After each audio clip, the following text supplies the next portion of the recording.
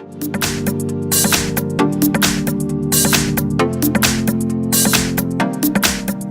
I've got General Mobile GM5 Plus D, and let me show you how to activate developer options on the following device. At the very beginning, you have to swipe up and open the list of all applications, then go to the settings, scroll down to the very bottom of the list and pick System. Now go to About Phone and scroll down one more time to the very bottom and keep tapping on Build Number.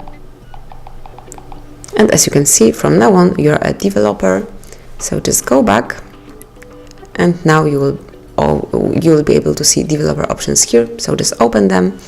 And here you can perform various of actions. So for example, you can allow the bootloader to be unlocked if you click on here, stay awake, and all the other developer options. So now you have very advanced options in your General Mobile, so anytime you want to do it, just tap on Build Number and then you will activate developer options.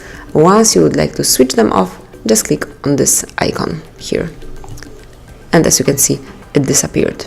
So that's it. This is how you unlock developer option. Enjoy. Thank you for watching. Please subscribe our channel and leave the thumbs up.